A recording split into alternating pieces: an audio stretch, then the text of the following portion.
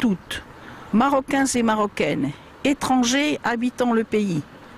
Je suis la maman d'un prisonnier, accusé à tort de meurtre. Faux, archi faux, il est innocent.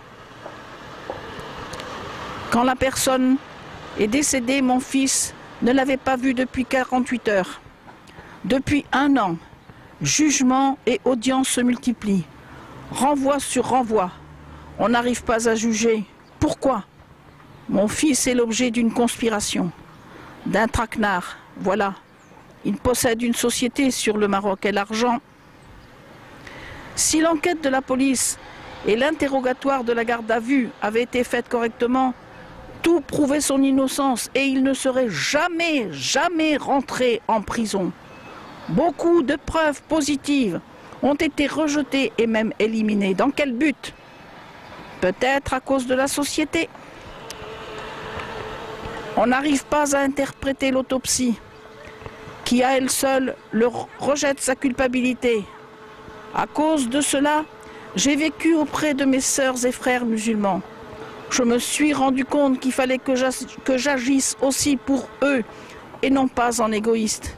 Les détenus à juger dans une journée sont foules. Un juge devant tous ces dossiers entassés. Impossible, impossible, impossible. Il y a des innocents comme mon enfant et des mamans et des femmes qui attendent l'être cher. Ils sont bien souvent à la tête d'une famille à nourrir et ils attendent celui qui apportera le pain et la soupe pour la famille. Pour mon enfant, pour tous mes frères dans la tristesse, la douleur, la peine, je dis, faites quelque chose, modifiez, améliorez, faites avancer le progrès ici au Maroc. Merci à tous ceux qui, concernés, pourront agir. Voici quelques questions. Pourquoi la déclaration de l'accusé n'est-elle pas vérifiée? Pourquoi en a-t-on une version aussi différente dans le rapport de police?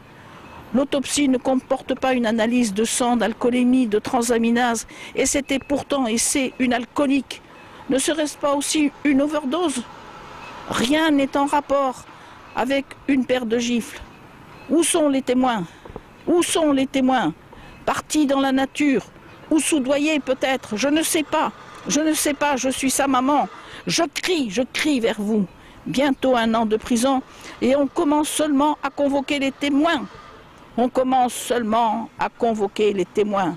Les témoins ont 3 mois pour se présenter et mon fils va faire plus d'1 an. C'est inadmissible, c'est intolérable. Je souhaiterais que cette affaire trop longue pour un innocent soit reconnue et connue de M. Hamid, Premier ministre de la Justice, à qui j'ai déjà écrit, ainsi qu'à vous, votre Majesté, le roi du Maroc. Pitié, pitié, mon roi. Vive notre roi Mohamed VI. Vive notre Premier ministre, homme de compréhension si accessible à tous. Vive les Marocains et vive les Marocaines. Vive le Maroc et vive une amie marocaine de cœur.